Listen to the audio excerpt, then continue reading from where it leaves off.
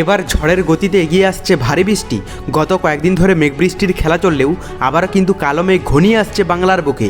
কিন্তু ঠিক কোন এলাকায় কালো মেঘ ঘনিয়ে আসবে এবং কোন দিকেই বা ভারী বৃষ্টি হবে তা নিয়ে এই ভিডিওতে আপনাদেরকে বিস্তারিতভাবে জানিয়ে দেব। আপনি ভিডিওটি অবশ্যই শেষ পর্যন্ত দেখবেন। ভিডিওটি ভালো লাগলে একটি লাইক করবেন, আর এইরকমই লেটেস্ট ও হেল্পফুল ভিডিওগুলি সবার প্রথম দেখার জন্য আমাদের চ্যানেলটিকে সাবস্ক্রাইব করে পাশের বেল আইকনটি বাজিয়ে দেবেন। চলুন এক নজরে দেখে নেওয়া যাক। বর্তমানে নিম্নচাপের কোনো জোরালো প্রভাব দক্ষিণবঙ্গের উপর নেই, তবে স্থানীয় মেঘের কারণে কোথাও কোথাও হালকা ছিটেফোঁটা বৃষ্টি হতে পারে, যা গরম কমাতে খুব একটা সাহায্য করবে না। উল্টে রোদের তেজ বাড়লে দিনের বেলা অস্বস্তি চরম সীমায় পৌঁছতে পারে। আজ দক্ষিণবঙ্গের জেলাগুলিতে ছবিটা বদলে যাবে। আকাশ পরিষ্কার হওয়ার সঙ্গে সঙ্গেই চড়চড় করে বাড়বে তাপমাত্রার পারদ। আলিপুর আবহাওয়া দপ্তর জানিয়েছে, বৃষ্টির বিদায়ের পর বাতাসে আর্দ্রতার পরিমাণ বেশি থাকায় ভ্যাবসা গরম এবং প্যাচপ্যাচে অস্বস্তি বাড়বে। অর্থাৎ বৃষ্টির স্বস্তি কাটিয়ে ফের সেই পুরনো গরমে নাজেহাল হতে হবে শহরবাসীকে। পাশাপাশি উত্তরবঙ্গের জেলাগুলোতে এখনই স্বস্তি মেলার সম্ভাবনা নেই, বরং আগামী কয়েকদিন জলপাইগুড়ি, আলিপুরদুয়ার এবং কোচবিহারে ভারী থেকে অতি ভারী বৃষ্টির সতর্কতা জারি করা হয়েছে, যা পর্যটকদের জন্য চিন্তার কারণ হয়ে দাঁড়িয়েছে। তো এরপর আমরা যদি লাইভে আপডেটটা দেখে নিই, প্রথমে আমরা যদি আজ সকালের দিকে পশ্চিমবঙ্গের দক্ষিণবঙ্গের এলাকাগুলোর কথা বলি, তো এখানে কলকাতা থেকে শুরু করে হাওড়া, হুগলি, কৃষ্ণনগর, এখানে আরামবাগ, বাঁকুড়া, দুর্গাপুর, পুরুলিয়া, জামশেদপুর, চাকুলিয়া, খড়গপুর, হলদিয়া, মোটামুটি এই সমস্ত এলাকাগুলোর আবহাওয়া পরিষ্কারই দেখতে পাওয়া যাচ্ছে সকালের দিকে। কিন্তু উপরের দিকের মধ্যে বহরমপুর, মুর্শিদাবাদ, রামপুরহাট, এদিকে দেওঘর, ধানবাদ, এই সমস্ত এলাকাগুলোতে ভারী বৃষ্টির সম্ভাবনা রয়েছে। পাশাপাশি উত্তরবঙ্গের কথা বলতে গেলে এখানে দার্জিলিং, কালিম্পং, কার্শিয়ংয়ে হালকা বৃষ্টি হবে, কিন্তু এদিকে জলপাইগুড়ি, আলিপুরদুয়ার, কোচবিহারে ভারী বৃষ্টির কিন্তু সম্ভাবনা রয়েছে। আর বাংলাদেশের কথা বলতে গেলে সমুদ্র উপকূলবর্তী এলাকাগুলোতে সেরকমভাবে ইফেক্ট পড়তে দেখতে পাওয়া যাচ্ছে না। শুধুমাত্র এখানে কক্সবাজার, মহেশখালী, কুতুবদিয়া, এই সমস্ত এলাকাগুলোতে হালকা ইফেক্ট থাকবে। বাদবাকি বেশিরভাগ এলাকার আবহাওয়া পরিষ্কার দেখতে পাওয়া যাচ্ছে। তবে যে সমস্ত এলাকাগুলোতে বৃষ্টির সম্ভাবনা রয়েছে তার মধ্যে এখানে ময়মনসিংহ, কিশোরগঞ্জ, জামালগঞ্জ, সিলেট, উপরের দিকের কথা বলতে গেলে পঞ্চগড়, দিনাজপুর, ঠাকুরগাঁও, বালুরঘাট, গাইবান্ধা, নাটোর, রাজশাহী, দৌলতপুর, চুয়াডাঙ্গা, এই সমস্ত এলাকাগুলোতে কিন্তু বৃষ্টির একটা আভাস দেখতে পাওয়া যাচ্ছে। এরপর আমরা দুপুরের দিকে আপডেটটাও দেখে নেব। তো দুপুরের দিকে প্রথমে আমরা যদি দক্ষিণবঙ্গের এলাকাগুলোর কথা বলি, তো দক্ষিণবঙ্গের বেশিরভাগ এলাকার আবহাওয়া পরিষ্কার দেখতে পাওয়া যাচ্ছে। সেই রকমভাবে বৃষ্টির সম্ভাবনা নেই। শুধুমাত্র এখানে বহরমপুর, মুর্শিদাবাদ, মালদা, রামপুরহাট, ভাগলপুর, এই সমস্ত এলাকাগুলোতে হালকা ইফেক্ট থাকবে। আর উত্তরবঙ্গের কথা বলতে গেলে দার্জিলিং থেকে শুরু করে কালিম্পং, কার্শিয়ং, আলিপুরদুয়ার, কোচবিহার, জলপাইগুড়ির আকাশ কিন্তু মেঘলা থেকে মেঘাচ্ছন্ন আবহাওয়া এবং হালকা ফুলকা বৃষ্টির সম্ভাবনা কিন্তু দেখতে পাওয়া যাচ্ছে। বাংলাদেশের কথা বলতে গেলে সমুদ্র উপকূলবর্তী এলাকার মধ্যে এখানে নোয়াখালী, চট্টগ্রাম, ফটিকছড়ি, মানিকছড়ি, কক্সবাজার, টেকনাফ, এই সমস্ত এলাকাগুলোতে হালকা ইফেক্ট থাকবে।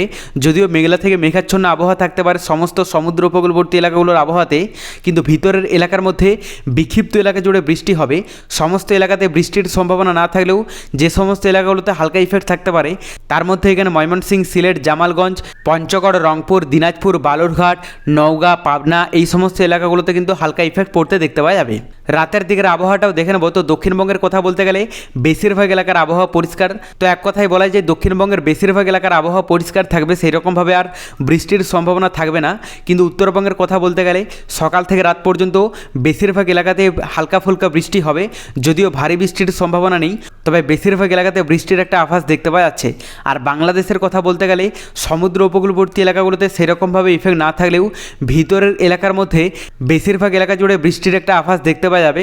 তবে বিশেষ করে এখানে সিলেট, সুনামগঞ্জ, জামালগঞ্জ, মৌলভীবাজার, এগুলোতে কিন্তু ভারী বৃষ্টির সম্ভাবনা রয়েছে রাতের দিকটাতে। দেখুন, এই মুহূর্তে আমরা যদি বঙ্গোপসাগরের আবহাওয়াটা দেখি, তো বঙ্গোপসাগরে দুর্যোগপূর্ণ আবহাওয়া দেখতে পাওয়া যাচ্ছে, যার প্রভাবে পশ্চিমবঙ্গ, বাংলাদেশের বিক্ষিপ্ত এলাকা জুড়ে কিন্তু বৃষ্টি হবে। এবং বিশেষ করে এই ইফেক্টটা বাংলাদেশের দিকেই পড়বে, যার প্রভাবে বাংলাদেশের বিক্ষিপ্ত এলাকা জুড়ে বৃষ্টি দেখা যাবে। তবে পরবর্তীতে বঙ্গোপসাগরে নতুন কোনো দুর্যোগের আভাস পেলে অবশ্যই আপনাদেরকে লাইভে জানিয়ে দেবো। এরপর আমরা তাপমাত্রাটা দেখে নেবো যে নতুন কোনো চেঞ্জেস এসেছে কিনা। তো গত কয়েকদিন ধরে ভালোই কিন্তু বৃষ্টি হচ্ছে পশ্চিমবঙ্গ সহ বাংলাদেশের বেশিরভাগ এলাকা জুড়ে। তো এরপর আমরা দেখে নেব যে তাপমাত্রায় কতটা কি ফারাক লক্ষ্য করা যাবে।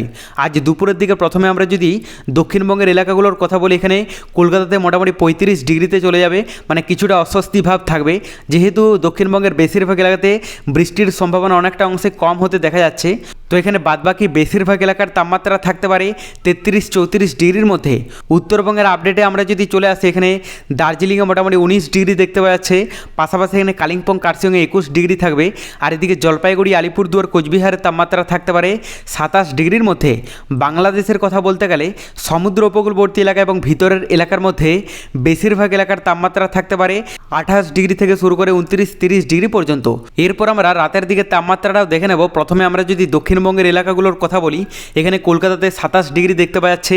পাশাপাশি বেশিরভাগ এলাকার তাপমাত্রা থাকতে পারে 26-27 ডিগ্রির মধ্যে। উত্তরবঙ্গের যদি কথাতে চলে আসি, এখানে যা দেখতে পাচ্ছে তাতে দার্জিলিংয়ে মোটামুটি 15 ডিগ্রিতে নেমে যাবে। পাশাপাশি এখানে কালিম্পং কার্শিয়ংয়ে 17 ডিগ্রি থাকবে। আর এদিকে জলপাইগুড়ি, আলিপুরদুয়ার, কোচবিহারের তাপমাত্রা থাকতে পারে 23 ডিগ্রির আশেপাশে। বাংলাদেশের কথা বলতে গেলে সমুদ্র উপকূলবর্তী এলাকা এবং ভিতরের এলাকার মধ্যে বেশিরভাগ এলাকার তাপমাত্রা থাকতে পারে 22 ডিগ্রি থেকে শুরু করে 23-24 ডিগ্রি পর্যন্ত। তবে ঢাকাতে একটু বেশি থাকবে 25 ডিগ্রি সেলসিয়াস এবং সমুদ্র উপকূলবর্তী এলাকাগুলোতে 26-27 ডিগ্রি পর্যন্ত চলে যেতে পারে। পরবর্তীতে বঙ্গোপসাগরে বড়সড় দুর্যোগের আভাস পেলে অবশ্যই আপনাদেরকে লাইভে জানিয়ে দেব।